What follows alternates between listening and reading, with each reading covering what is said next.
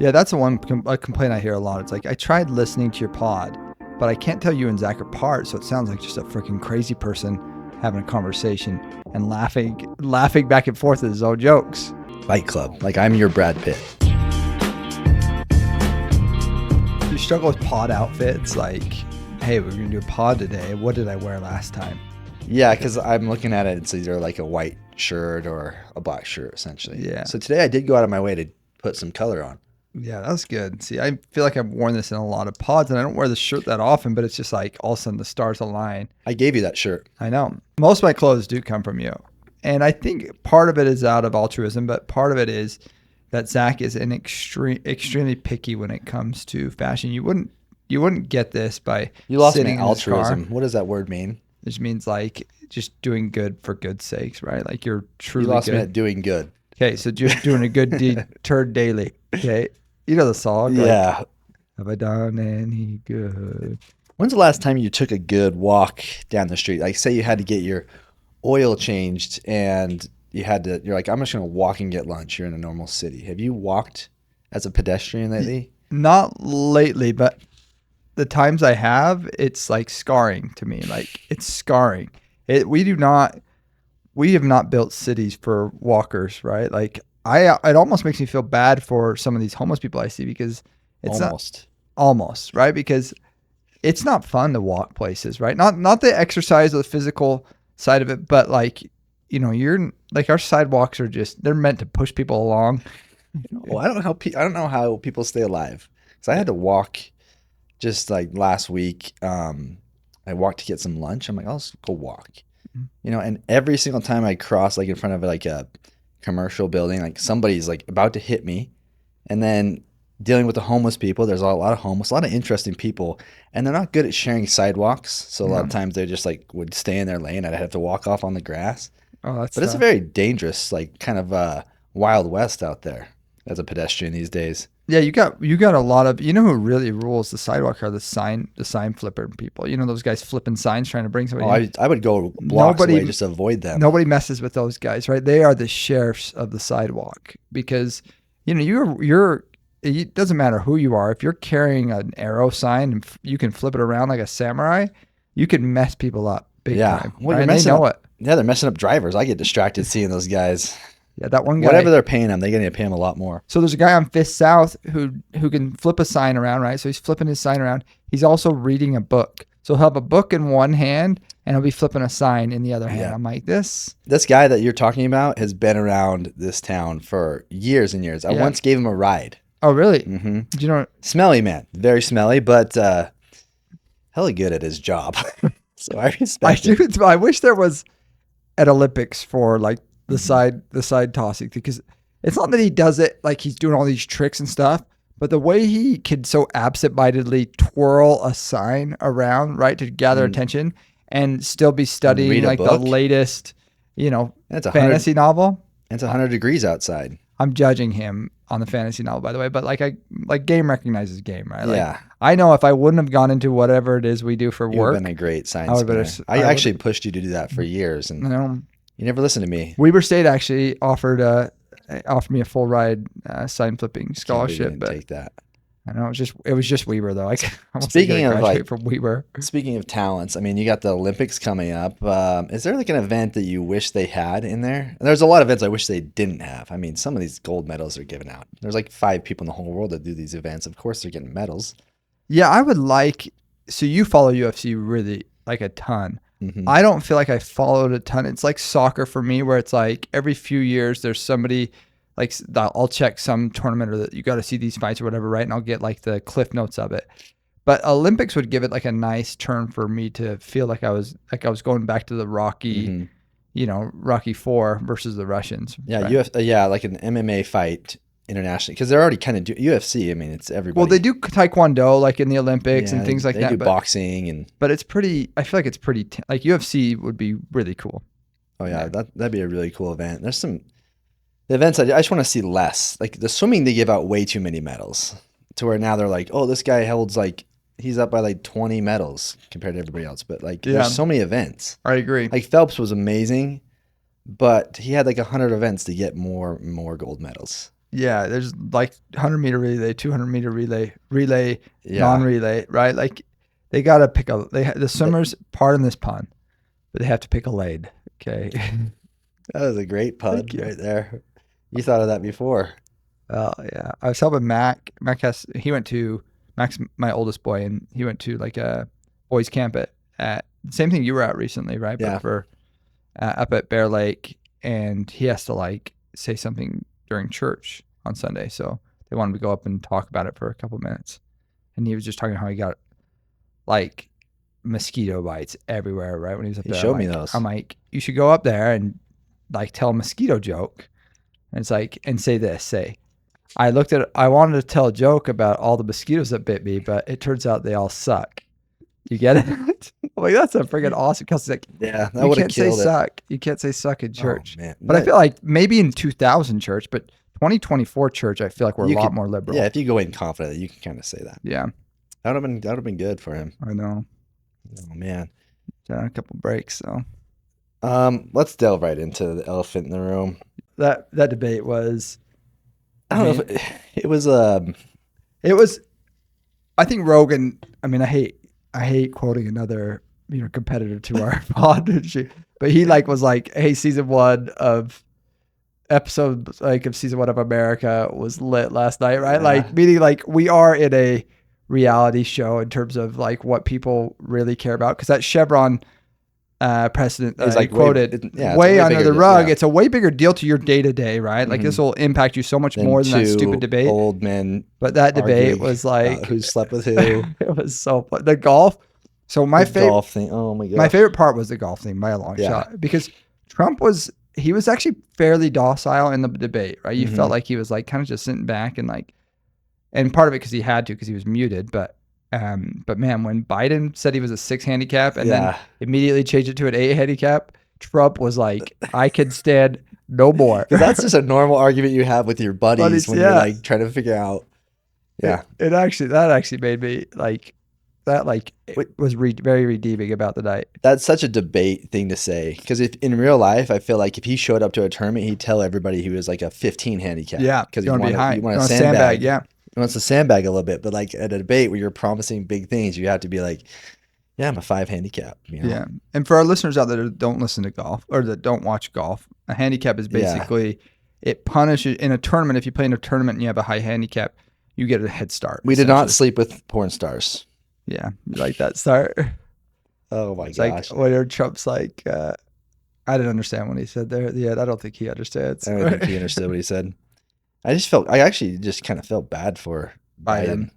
Yeah, I mean, he's doing his best in that moment. And do you think it's a play though? I mean, why would I don't understand how the Democrats would send a man like that out to the slaughter, because that's exactly what you expect to happen. That's the side, because it is the earliest known debate in like over the recent history, right? So that's like the conspiracy is like, well, they did this because you haven't had your Democratic convention yet, meaning the Democrats can still switch presidential candidates, right? And so they sent him out there like to have him look stupid and get him replaced. But from what I've seen, like it would take him and his like staff to be 100% on board with this. And when I say his staff, like those are the people that are running the country, right? Like if anything, the debate shows this guy is not. He's not making decisions on his own. Yeah. He has a staff who's telling him what to do. They're telling him what to say, and they're making those decisions, and he's making it through the day, right? Like but just doing his own thing in a live debate, right? And you think if you're those people and you have a president that basically allows you to run the country how you want to run it, you're like the last thing you're going to do is be like, yeah, sure, let's step aside for Gavin Newsom, or yeah, let's step aside for Kamala or whoever it might be, because those people are going to run the country like normal presidents run the country, which is they're the ultimate say, they're in the loop, like the CEO. They want someone that can kind of control more. Those like deep state, those administrators, they are not going to let Biden go. Like they will make. So that's what I'm saying is I think there's probably a push from a lot of Democrats to do that, and this could have been part of it. But I think that won't happen. Like people don't love to give up power like that. Yeah, I'm surprised they didn't cover any of the JT stuff. I want to hear some of Biden's thoughts on Timberlake. on Timberlake, Yeah, man. DUI. What was your thoughts on that? He's kind of a party boy. I mean, Yeah. that's just what I don't know why people expect him to be like a saint. Yeah, But I think the backlash I saw a lot of was on the cop of people being like, "Oh, this cop is notorious for not caring about like our privilege cards, right? yeah, Like notorious for like, you know, people who are live in these areas are probably treated super well because they pay the taxes that fund these areas, right? yeah, And they're there, you know, for months out of the year. So, I mean, some of the richest people in the country, right? This is where they're going to be at. And so all those people specifically have complained about this new police officer who doesn't seem to care that they're super rich, right? Yeah. And is just going to call them out for DUI. So that side I really liked. Like this cop is just like what does it matter who you are, right? I'm yeah. going to enforce the law. Did he bring up his name? I mean, obviously it's Justin Timberlake. Did he like try to play that card? Do we know? Yeah, Is there body like his camera? No, there's footage? They haven't released any body cam footage. From what I've heard, it was like there's just his fans are basically coming after the cop and being like, no, this cop like similar to Scotty Scheffler situation, except for Scotty was a perfect angel who was acting like and the completely video, how any of us would have acted in that situation, right? Like, hey, I'm in a hurry, but you know, I don't want to like do the wrong thing here. And he just ran into a bad cop. And I think they're trying to lump this into like, oh, this is the same case. But no, like JT was drunk driving, right? What percentage of cops, like say you get pulled over, what percentage of cops are like those mean, annoying cops that are just out to get you? Do you think that you've run into? Do you think it's like a 70-30 split for like 70 ones that are kind of like, hey, I'm empowered here a bit. And then 30% they're like, hey, I want to teach this kid the law, but also like be somewhat likable. Yeah, see, that's a tough question because I don't want to alienate all our law enforcement people out there, but I do think there is a knack for people who like to control others around them to go into law enforcement, right? That hall monitor like status of just like, I think that there's a knack for that. Just because if you think about the logistics of being law enforcement, you have to be very confrontational because you're good. Like I couldn't do it, right? I'm too much of a baby, a pushover, right? Like I'd walk up there and like offer him like an ice cream sandwich. Yeah, like I'd end you're up having a rough day because you're driving really fast. Exactly. And but think of those characteristics, like to be a cop. Like if you're like, what would draw you to be a cop, right? Besides just an insane amount of money, which we know they don't make, right? So I think it's just such a known stability job they know they can kind of get, and yeah, I don't know. Yeah. If I was a cop though, my strategy for sure would be a Jolly Ranchers. Like first thing I walk up, like, hey, would you like a Jolly Rancher? And that always calms people down, you know. No, you're sucking on a freaking watermelon Jolly Rancher. Yeah, and then you're like, all right, let's get into this. Soft where it's just bending. You can bend it with your tongue.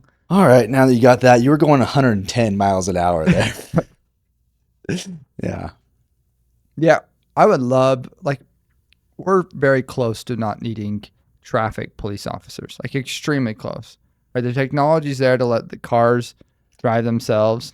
Yeah. Right, cars that drive themselves can speed, but it's hard in a Tesla, right? Because if I want to go faster, then I lose a lot of functionality of the autopilot system, meaning I can speed and let the car drive for me, but it's telling me like, hey, we're not going to stop if there's an emergency, right? Like you're holding the gas down to go over. So you can speed a little bit, which I think like cops won't ever pull you over at, but that's what I'd love to see. Do you more. think I'm ready to phase out police officers. Yeah. Well, I feel like in like Euro countries and a lot of countries, they are phasing out a lot of the, you know, normal traffic stopping stuff with the cameras. I hate those cameras so much. But like it makes sense. Just throw some cameras on there and send them a fee. Yeah, it does. It does make sense instead of this ambiguous like arguing back and forth to the cop. Like yeah, but it does make sense. But I mean, I drive the same here as I do in when I'm traveling, right? And I've gotten one speeding ticket in my entire life here, right? And I've probably taken, and in my 2 road trips or 3 road trips through Europe, I've gotten like 6 speeding tickets, right? So, but they're kind of like non-confrontational, not as like. No, I just get them. The rental company will send you them in the mail, and you're like. I was talking to this Irish guy when I was over in Ireland. He's like, "Yeah, I'm going to go on a road trip through the United States," and I just warned him, like, and he's like, "I'm planning on like, you know, driving like 130." I'm like, just to warn you, they will pull you over and give you a ticket. And they might impound your car. Like you don't in the U.S. Like He's like, they'll have to chase me. I'm like, well, sweet. I love I look these forward to seeing you on the news. Irishmen, dude, just coming out here, Just thinking it's just like we can driving just their rental drive cars. and I'm like, But in dude, you're gonna theory, get pulled over. if you're on, I actually disagree because what's the fastest you've ever gone? I have no idea. 160 maybe. So me and Kenny Bullard are driving home from California, right, through like I-80, through like Wendover, near that area. 160. No, And to reverse back. I think I hit like 120 in the Volvo, and we hit 130 in the Volvo, which I thought was like super freaking fast. Yeah. And that was like the middle of the night, and there was no part of me that's like, we're gonna get pulled over, right? Like, Yeah. Granted, I don't think I would have maintained that speed for very long, but yeah. You went 130. 130 in that Volvo. You wrote it in your journal? Kenny was actually driving. I would never had the guts to do it, but it was my car. It wasn't his car. Everyone else was asleep though. Who was it that one time you guys were driving back from St. George, speeding, and you randomly flew past our parents? Yeah, that was me. And they're like, wait, was that our car? Yeah. And didn't he try to chase you down or something? Yeah, they said they couldn't catch us. And I'm like, what's funny is I just always paint my role in this world too much as a protagonist and that I would never step out of line. And I need a more objective view, but I feel like I was maybe 5'10" over, Well, they couldn't catch you, so. The evidence is probably against me there. Yeah. Well, this week I was looking at some headlines, and it might take us back a couple weeks because you were shredding me to pieces. I told you I wanted to start to do all the magnet fishing. Yeah. I'm really actually looking up online how I get started. But on the news, I forget what state it was in, but a guy pulls up this thing, and he pulls up this chain that's around a skull with a lock on it. So someone had hucked essentially either a body that had fallen off or just a head that was eventually just wrapped around this chain. Okay, where's this at? Because this sounds like freaking Ukraine. If it happened in the Ukraine. It didn't. It happened close. I'm going to pull it up right here, bud. If it happened to the Ukraine, it's like, okay, well, they're fighting a war. You're going to hate seeing this. This is in New Orleans, all right? Human skull padlocked to a dumbbell, which I forgot to mention, is pulled out by a fisherman.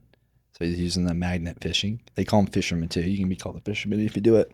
That's pretty cool. Okay, I'll do this with you, but I just think we can't do it in Utah. I just don't think there's enough metal history in Utah. Because, metal in Utah is like maybe 200 years old, right? Like everything in Utah is only 200 years old. So I just don't think our river's going to pull out. And we don't have a lot of organized crime. I wish we did. Like, I would love like a Yakuza version of like the Mormons, Mm-hmm. Because every religion eventually gets into organized crime a little bit, like the Medicis for the freaking Catholics. And we just don't, the Mormons don't have one, did we? They were a new religion. Yeah, we are new. But it would be cool. I think we do start that. Yeah, I think you kind of naysayed my hobby idea too quick. I think you're on board. Well, I just think it's a lot involved. I just need $10,000 for the first magnet. Seed money. Not even seed money, just the magnet itself. The magnet pricing is super high right now. Mac, he's our last listener. He's out. Like, he wanted to live listen here. He wanted to live stream here. There he is. My kids I think they're the last ones listening to the pod, which is nice. So they love to hear Dad swear out here. You do swear more than I do on here. I know my nephews and nieces commented on that. Who? I think they're listening. Yeah, apparently they're listening. Bug off, man. The boys be boys. Yeah, hell damn fart. There it is. Say what I want. Hey, do you let your wife follow you on Find My Friends or Find My? I guess that's what it is. Yeah, and it's not. There's no. Well, she follows me, but mainly it's for convenience. Like, there's not a jealous bone, I think, in me or my wife's body, right? Like, in terms of, and maybe just not a lot of fear of loss. I was thinking she is definitely not worried about how much time you spend at Maverick. Yeah. But it's like, hey, Kelsey didn't answer. Is she on her way home? I have to leave in a minute. Is she on her way home to get the kids or not? Right? Like, situations like that, I like having a little access to. I still don't even care. I never look. And Liz will follow like my friends. Yeah. They like view each other. I have no idea where Liz is.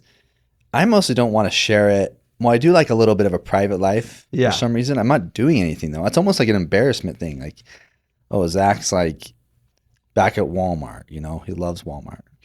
Yeah, Zach's back at Costco. we talked about this because we were with the rest of the family, and I followed Drew, I followed Mom, I followed Jess. Right? You They will can all never- see my location. No one will ever track me. We were all talking about how we could break you to track you. Really? Yeah, but I think it's gonna. If Liz can't break me, and I want it to be like, if I go missing, I don't want it to be like, I want it to be a challenge. I can't just have you like finding me at a Maverick, you know? You want clues? I'm leaving clues right now. You're like One Eye Willie in Goonies. I am similar to What Am I Willie for sure. The problem is if you don't have a lot of gold. The family's really trying If to you don't track have me. a lot of gold, What else are you guys people trying to? aren't going to come after you. So you can leave all these clues. And who Only freaking way you find cares? out if One Eye Willie had gold, you have to go find him. You think you're drawing out Chester copper pots, looking for the Zach helps?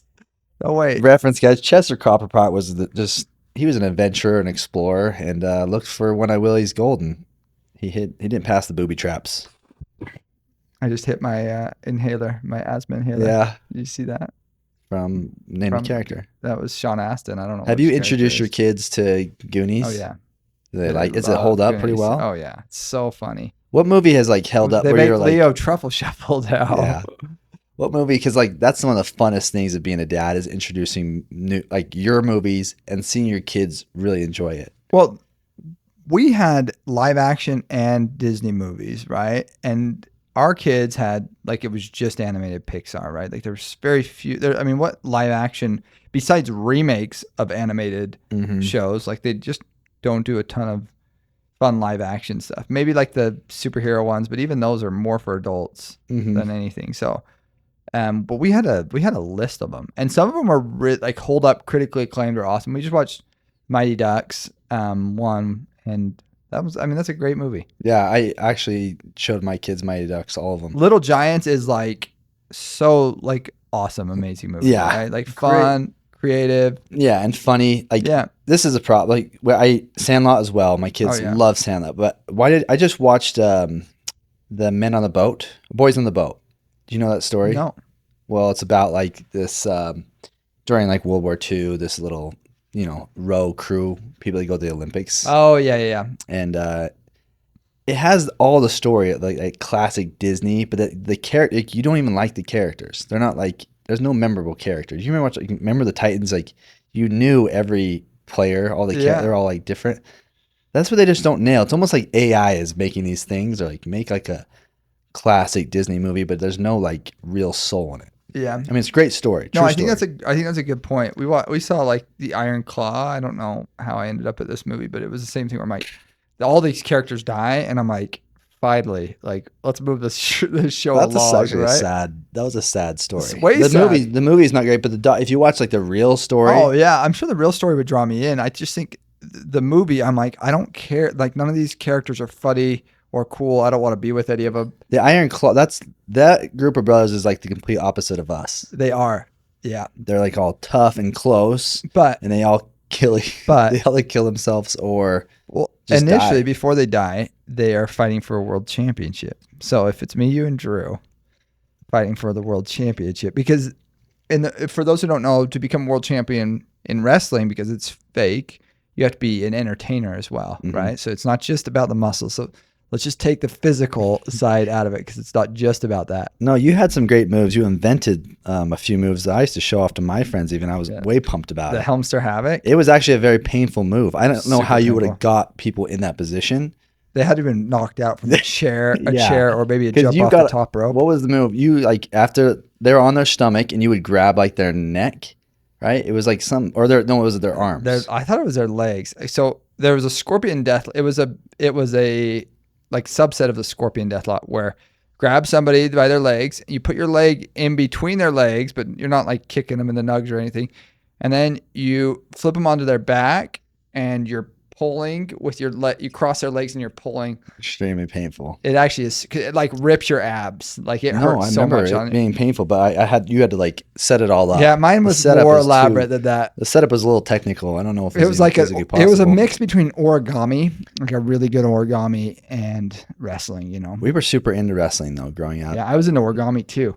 Yeah, I didn't notice you were. I didn't notice all the cutouts. It wasn't or anything. great, but yeah, So that must have been in your room because you didn't do that in the kitchen. Yeah, we were way into wrestling, but that was the golden age of wrestling. Oh man, I can still see Hulk Hogan coming out to "I Am a Real American." You remember that? Yeah. It's awesome. He's just Well, when he in WrestleMania, when he Macho Man Randy Savage is trying to fight this monster of a man called Andre the Giant, and he's just getting it handed to him, and Hulk sneaks in and freaking gets Andre with a chair when no one's looking. And it was like a little dicey, but you're like, did that really happen? Because I remember when he picked Andre up. That was like the time like Hulk Hogan became like the guy. Yeah. I don't really know if that really happened. No, that did happen. We watched it. Macho Man, yeah, Macho Man is winning because and it could have been like Andre could have been there like protecting the $1 million man. It could have been Macho Man versus the $1 million man, which I always want to be the $1 million man. Because imagine just buying all that muscle. You don't even have to be great, as long as you have enough money. You inject your muscle. And you're a professional wrestler. Yeah, you could just. If you want, it's capitalism meets theater. Yeah, meets muscles. You need to watch like the real story of Macho Man, because remember his wife Miss Elizabeth? Yes. So they really got married, but he was very, very protective. Like so in real life, Macho Man was kind of off the handle at this point. I would never. She like went to like Hulk Hogan, and so he's like really legitimately like got jealous and pissed at Hulk Hogan because she went to him like, "Hey, Macho Man's like losing it." So yeah, there was a lot of he like controlled her. Like how he portrayed that in the show was real life. He was very controlling of her. Really? Mm-hmm. So I got to be like a little bit. Is this like you like making like a subliminal message here about how I talk to Liz? How I like what you're faking, like you think's fake. Yeah, is real behind the scene. Like, so when you're saying you want to kill Liz, yeah, I have to protect her. Yeah, you're a good husband. You went out and visited, Farkas. I heard recently. Yeah, our landlord. Yeah, our landlord. Yeah, our buddy Marcus. Shout out to Marcus and Michelle for hosting me and my buddies and our sons. It was awesome. They're out in Georgia. Yeah, they're out in Georgia. How was that? Oh, it's just a different lifestyle out there. It's such a different pace in Utah. It's awesome. But it's like they're all on like big properties. They like started buying like chickens and pigs and cows, and they do like the whole like farm thing and really embrace that. Like their house is like I think a couple blocks from an original plantation out there. You're right near Athens. It's really cool, and it's just we went and floated a river. It was next to the Chattahoochee. Oh, that's a great river. Right down, yeah. So we were singing the Chattahoochee. We couldn't stop singing that. Yeah. Way down yonder on the Chattahoochee. Yeah, you know that song. I didn't know it either until. But when you're on the river, it's kind of like, it's funny because you like picture like this whole when you hear country songs, they're like talking about the trucks and the rivers and the drinking and like. Well, there's Texas country and then there's freaking like Southeast country, and that's they kind of start to. I think they are a little blended together. They're just more like. They're more in like the mud a little bit down in the south than in Texas. They're not like cowboys as much. Yeah. Maybe that's the big difference. Yeah. But they're still singing about the same stuff. They just want to be free with their trucks, Yeah. But when you're floating the river and people are like on these little sandbars just drinking, you're like, I could live this lifestyle. Yeah. Just kind of pulling up to the river on Saturdays, hanging out with your friends, putting new tires on your truck, Yeah. No, you were born in the wrong time period and now at the wrong place. You told me you were born with the wrong brother, born in the wrong body. What else, okay? What else are you? How else have me and my family? Way down yonder on the Chattahoochee. Yeah, I think if you live in the state of Utah, there's a attitude and like this crispness in people that you don't get quite outside, right? Like almost like a hustle bustle in Utah of people who are like go-getters. And I feel like when you leave Utah, there's a lot more people that are just living day to day, living in the present, definitely almost present on the Chattahoochee. And I think that's like can be a bad thing too, to live so much in the present that you it was refreshing to get out there and just kind of go at that pace. But yeah, I mean, Utah is hard to beat. But it is fun to go see how other people live. Yeah. Things. And we went to a concert. It was supposed to be Willie Nelson. He got sick that night. And so it was Willie's son. And then Bob Dylan played and Robert Plant from Led Zeppelin played. Wow. It was a legit concert. Awesome. Yeah. Was this in Atlanta? Yeah, it's just outside of in Atlanta. And Oh, Atlanta's really cool. There's a lot of cool stuff to see. They have Stone Mountain, which if you haven't seen Stone Mountain, you got to Google it. It's just this giant granite. It's like a 700-foot huge granite slab right next to Atlanta. And in the side, bigger than Mount Rushmore, they have carved out the Confederate like leaders. So Robert Lee, Stonewall. Stonewall Jackson, and then Jefferson Davis. And they're just on the side of the wall there, and people don't even care. It's Yeah, not they like just this run with racist, it. like, Yeah.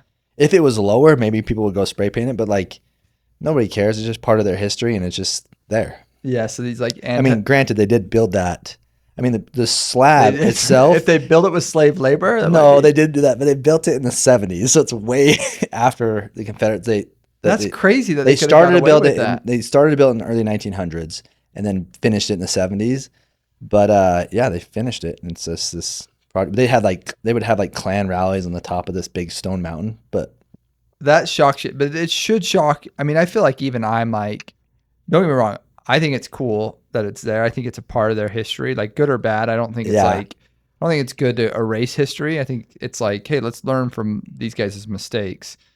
We don't need to worship them anymore, but their faces are on this mountain and it's cool and it's already here. they Right? don't care. Like outside looking in, it looks way worse. Like you're like from Utah and you're like, oh my gosh, like this is like represents slavery. But when you're there, like people are riding around with like I would see black people there with Confederate flags on their trucks. Yeah, they just that's proud of like to them. It That's represents really the like South. when you're there, and then when you're out here, you're like that's how you view it. So it's just a Yeah. different thing.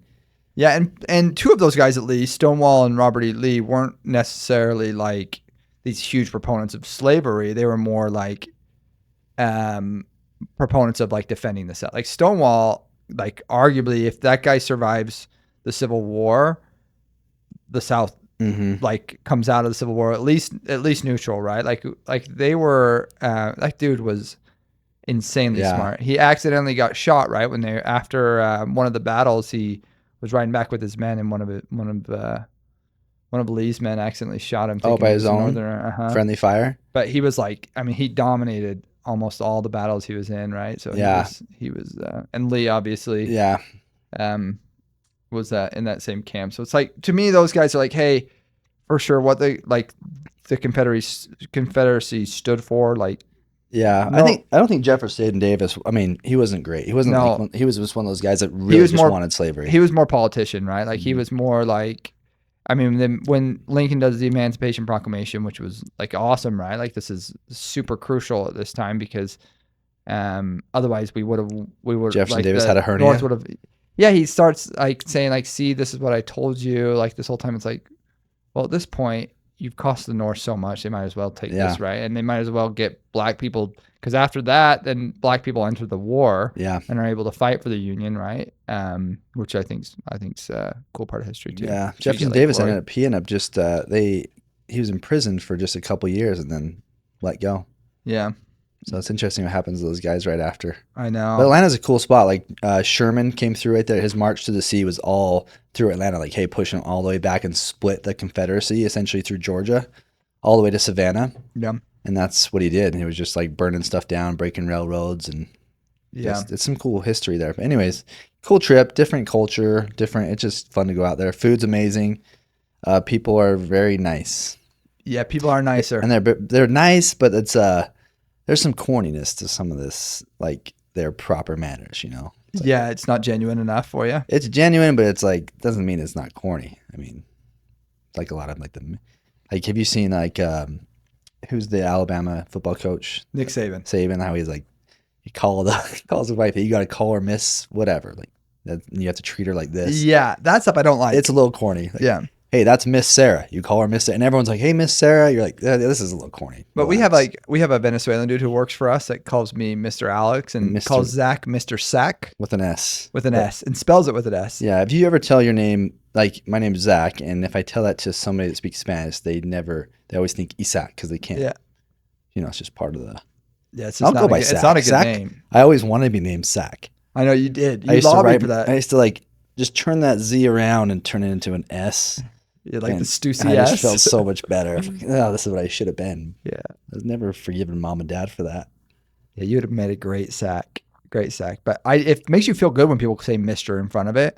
That being said, it's like in church. Like, who are you calling people in church like brother and sister, like brother so No, and I so? think there was a time for that, but now it's a little past. I think it still works, but anyways, the southern I think it can be a little corny. I might be just the only one, but Yeah. you call Miss Liz, you call that's Miss Liz. Yeah. You take care of Miss Liz. I would never. I would if there's a title of respect in front of Liz's name.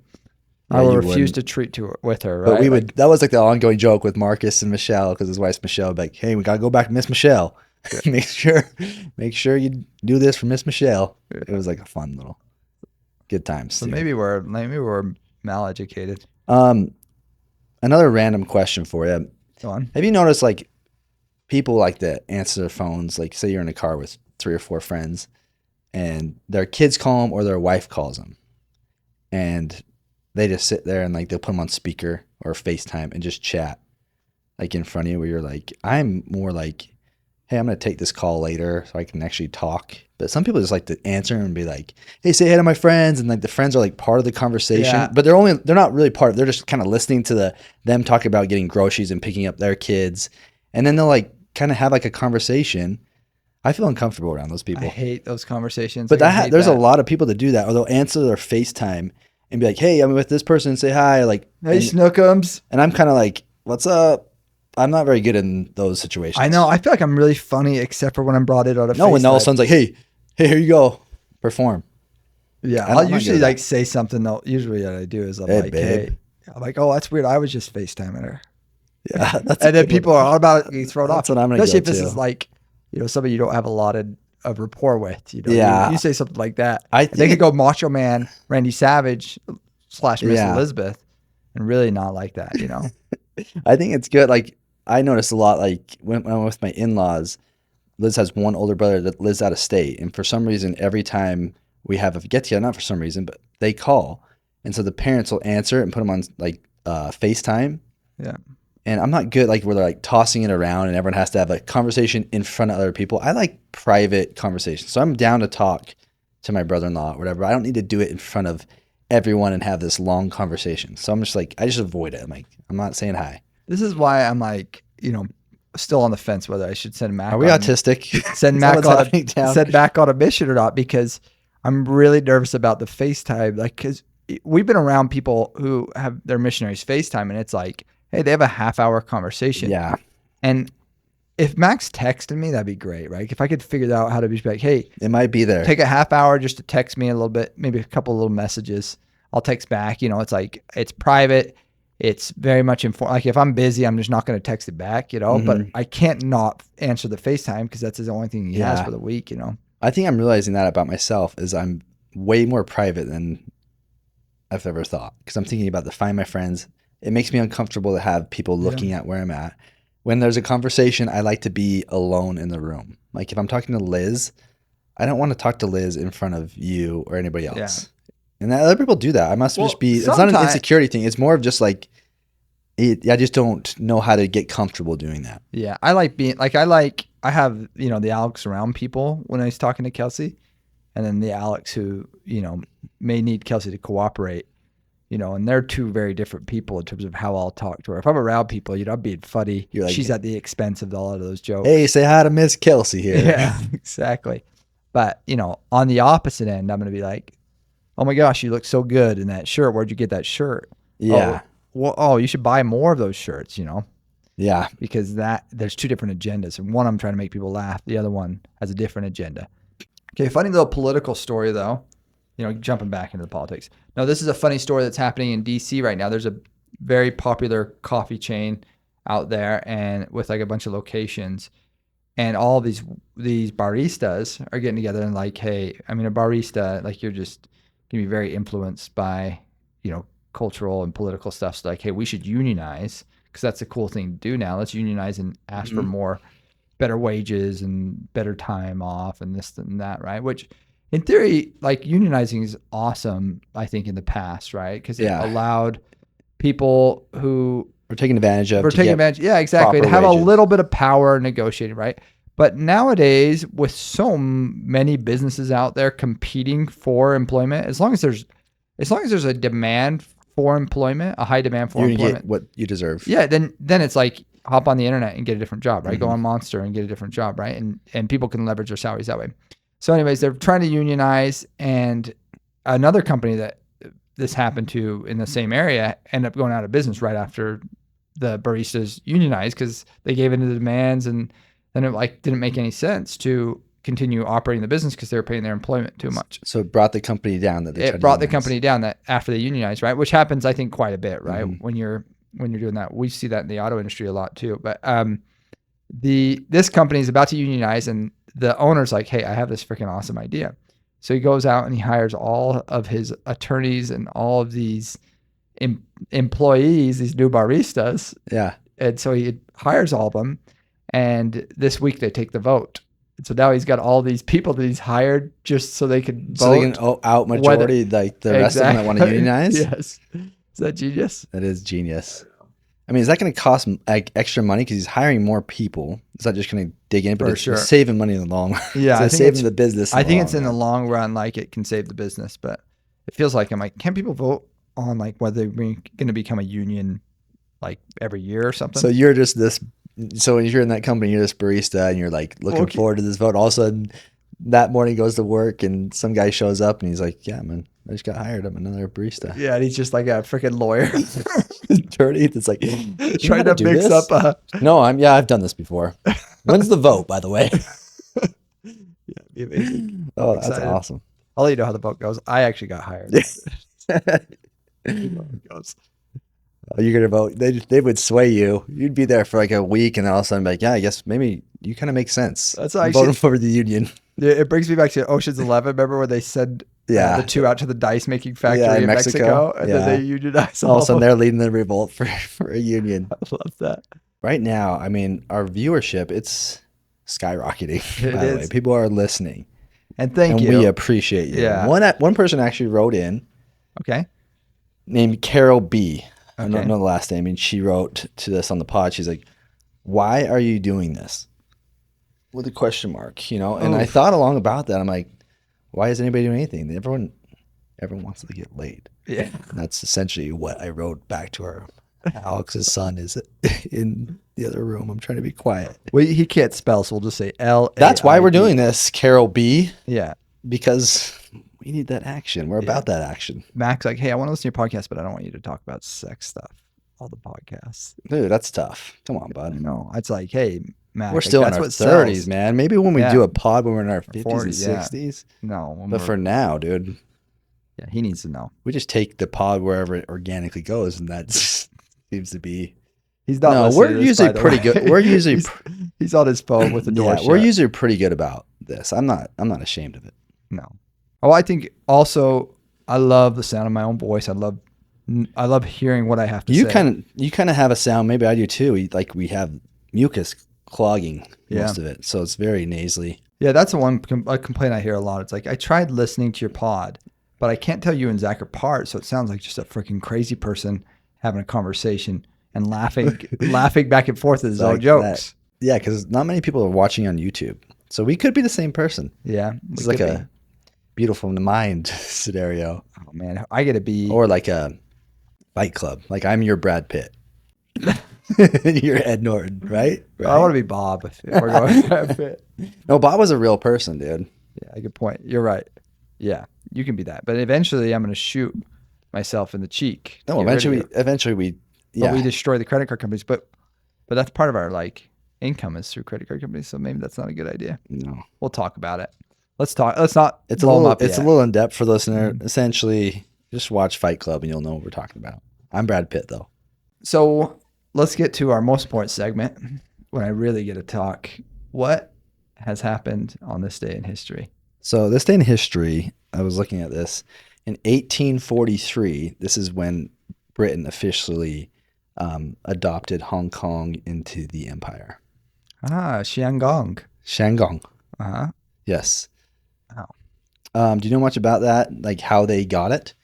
I don't know exactly. I just know at the time you had these colonial powers that were really scraping for everything Asian, right? Like, so you had the French in Southeast Asia that had taken over Vietnam and all these areas. And in other parts like, and it's not just, the English and the French and the Spanish, but you have like every European country was like staking a claim to different spots. Yeah, they're spread out everywhere. And like not recently, but like probably 50 years before they lost, the United States, you lose your colonies. So like they're just really, really just trying to stay relevant everywhere. Yeah. But the big thing with that, it all stems from the Opium Wars. Yeah.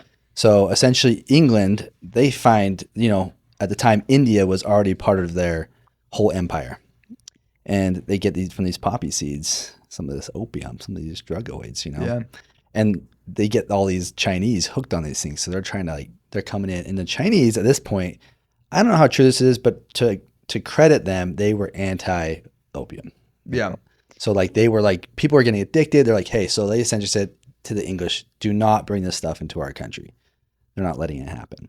But that didn't stop the English. They kept doing it. And so that essentially started these Opium Wars. Okay. Essentially, the Nanking Treaty essentially was what it was China saying, all right, you get Hong Kong, you can have Hong Kong, and you can also like bring in some of these opioids. Oh, really? So it was all over opium. It was all over opium, like essentially, like at that time, like that Chinese dynasty, I can't remember which one it is exactly, but they did not view the English as like a threat. They were like the superior. They were the Ming. The Ming, but they were like the superior being. They did not look at these people as like on their level. So they took, Britain very lightly.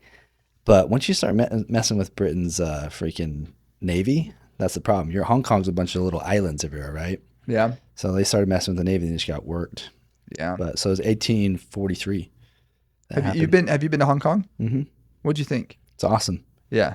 It's really cool. Hong Kong is insane because like you'll get to there's islands everywhere. So you're taking these little boats to different spots.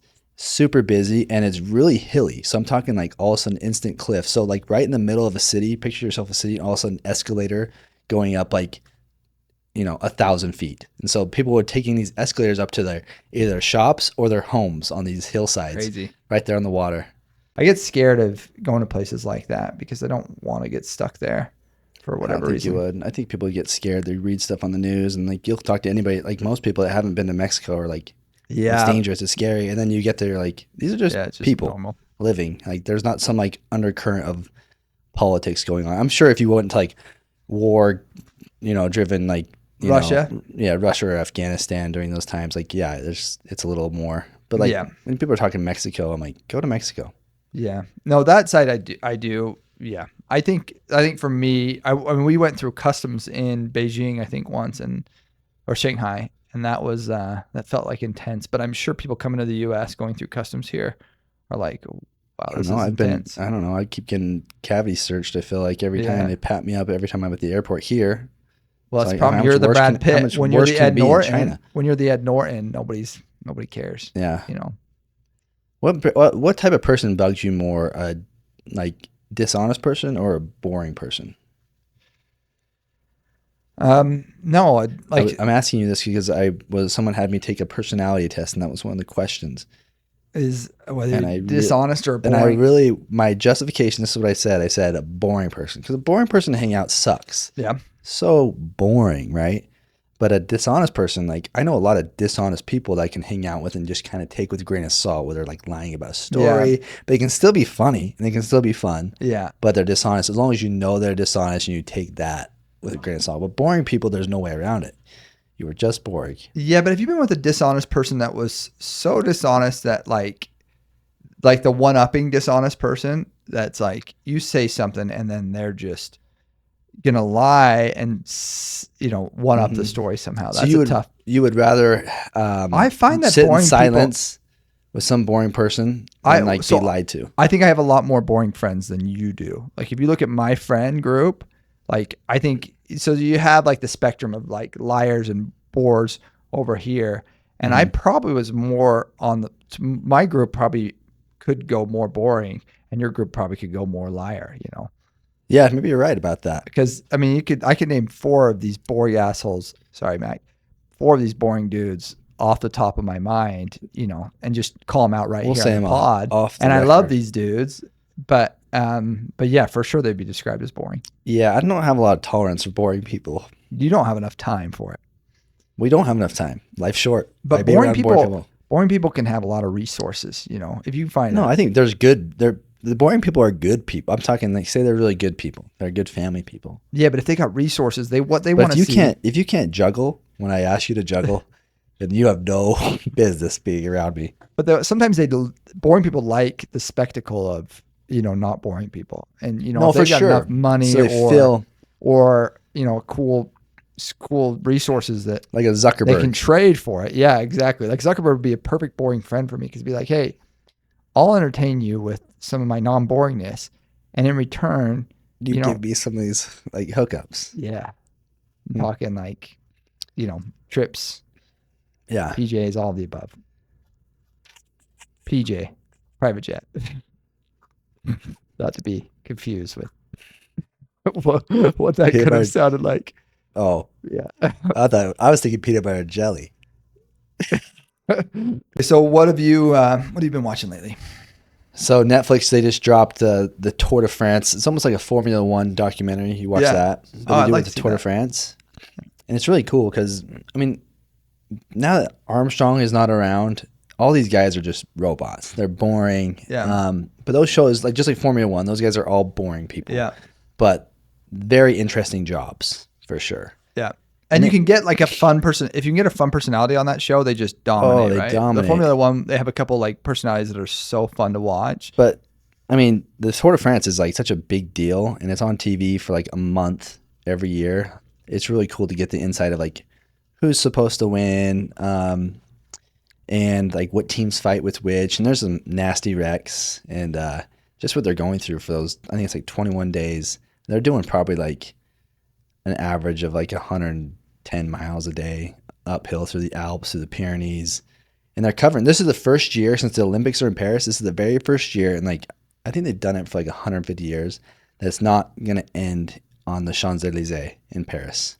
Really? Yeah. It's ending in, I want to say, Nice. Or, no, not, it's ending in somewhere below in France. Wow. I wish That's I knew exciting. that exactly where, but. Yeah, I love It'll when be kinda Netflix different. does this stuff because I don't have enough time to invest like you into don't care learning this enough. stuff. And so when you can get like the cliff notes and see a little bit of their personality, like Formula One show was awesome for this because you went from like rooting for like Red Bull to like get back on top to now that Red Bull's back on top, you're like, okay, let's see one of these other.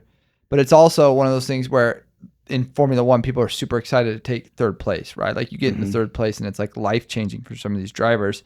And to me, that would never seem like exciting, right? Like not that I have that Ricky Bobby mentality, but I would never follow like somebody being a third place driver. But it's like cool to watch on that show because I wish they had it like during Armstrong's time because like there's probably like a handful of guys that are like that sociopath, competitive psychos throughout the years, and I would put guys like obviously Michael Jordan, Armstrong, maybe even Tiger Woods. This is like our generation. These guys that all they care about, they don't even function outside of like that realm. They're so intense. But Armstrong, man, that guy was so captivating. Even post, like I could watch anything he does right now and be like, he just has this fascinating, captivating like personty. Just being selfish and sociopathic. I can't even imagine him like in today's like cycling community. Like all these guys are just bland Euros. Yeah.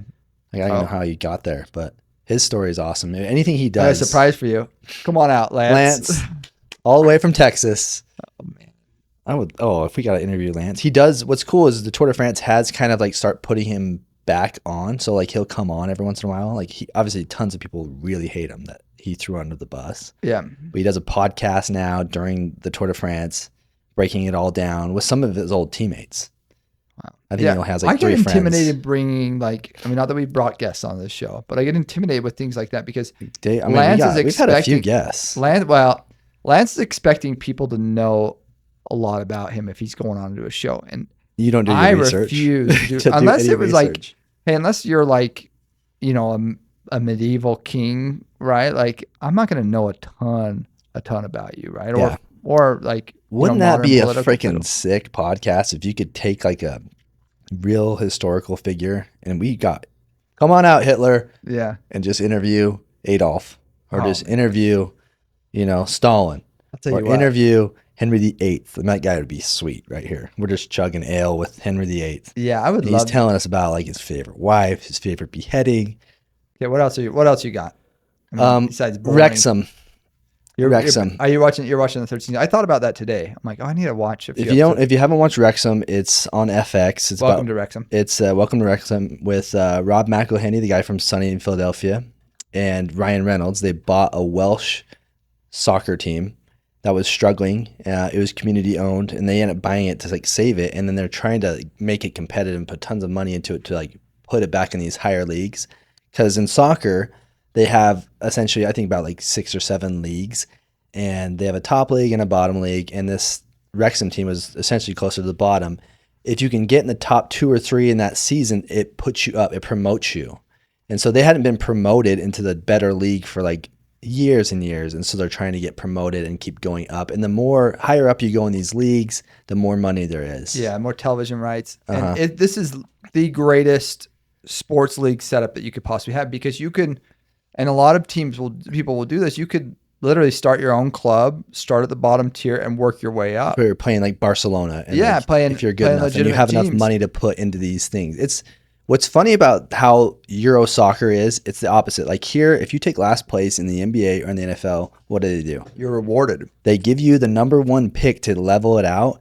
And this one, they're like, hey, if you have more money, buy whoever you want. You still have to win. If you don't win, you go down a league. It's just like the opposite of like what Euro is. So they've like really embraced the, I don't know, it'd be like if it's called capitalism of it, but like very like we're more like communistic when it comes to sports. We just kind of reward a loser just to like keep things even. And they're like the opposite. They're almost like how United States handles everything. Yeah. It's super weird. Yeah, where just the competition, right? Like competitive. But it makes it so much. It makes it so much better. And Ryan Reynolds, those guys. I mean, I get a little too much of Reynolds. I think we see him too much. I don't need to see Reynolds all the time. But what they've done over there is really cool, and I'm super envious of them being. I would love something like that for sure. So when I want something for my 40th, please a soccer team. Maybe like a small, European soccer. This is a small town. Is that too much to ask? Yeah, I wish the U.S. could get in on that somehow. What we need to do is this. Here's where I will go, right? Is when I'm president, I will annex Great Britain as the 51st state, and then all their soccer stuff. Then you can be like the Farmington. We just talked about our next state. Yeah, we did, and that's definitely the one to get. I mean, I think England.